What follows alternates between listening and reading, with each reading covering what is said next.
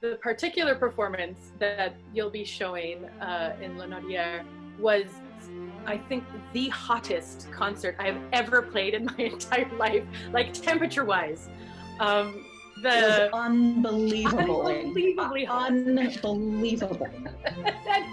So here I am, 4 months pregnant, like already like got a little furnace going on, and then we have stage lights on us, and I realize there are these jumbotrons out like on both sides of the orchestra, and they're like, the orchestra is on these jumbotrons, like we're being videotaped, and somehow that memo didn't get to me. It's possible that it did, but I missed it somehow.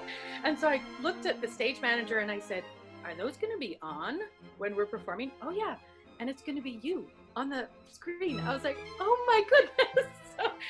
So another layer of challenge.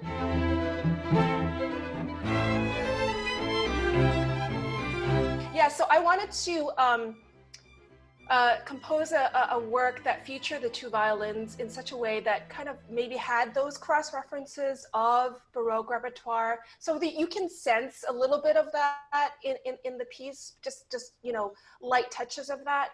But I also knew that I wanted a piece that was entirely composed in one movement, so that it wouldn't break up the pacing so much. And so, and I really wanted something virtuosic that really highlights the two players and uses the string orchestra as a sort of an extension of their playing.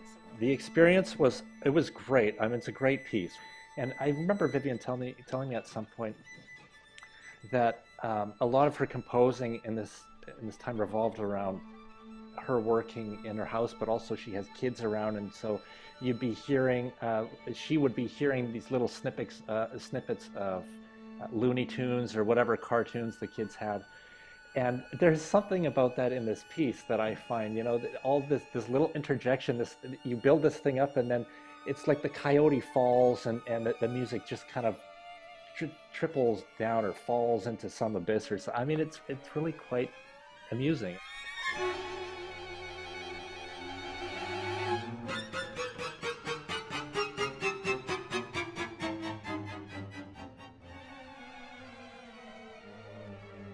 I mean, I will say that we had an amazing experience touring that concerto. It was a piece that really resonated with audiences.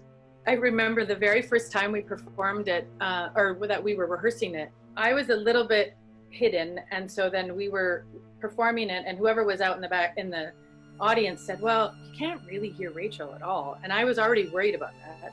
Carl looked at me and he said, yeah, well, I have a really loud violin. I was like, oh, great. So I was like, all right, I'm really going to have to bring it then. And so I don't think I've ever, I used every ounce of my strength and soul and everything to try to be, an equal voice with Carl. And I hope it came across that way. When you're involved in the whole thing and you're playing, you're not actually paying a whole lot of attention to what it all looks like.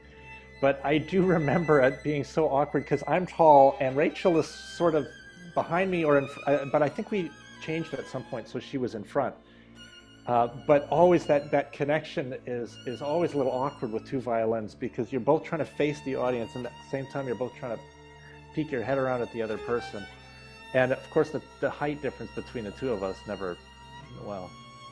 it made it a little extra interesting. So it was considerable, the height difference between the two of you. After we played it, Rachel and I went backstage. We had sweated right through it, so we just tried to get some air circulating around our body. We're trying to dry out our clothing as much as we could. So the last, especially the last section of the piece is a chaconne. So that is a Baroque form.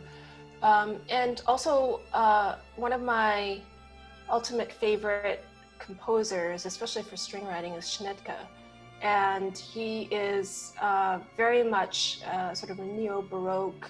And so, taking inspiration from that, has, you know, it just kind of informs my rating a lot, especially for this piece. Not everybody will know this piece, but there's a duo by Schnittke for two violins and orchestra, and it had a little bit of that flavor to it. And then I realized after it kind of got all put together, it maybe used a little bit of the same language, but it actually had a very different feel. I loved that it had this kind of serious tonal sound world that kind of got disintegrated into something quite amusing all the time. So I was really grateful to Vivian for writing a wonderful piece. She's a wonderful composer.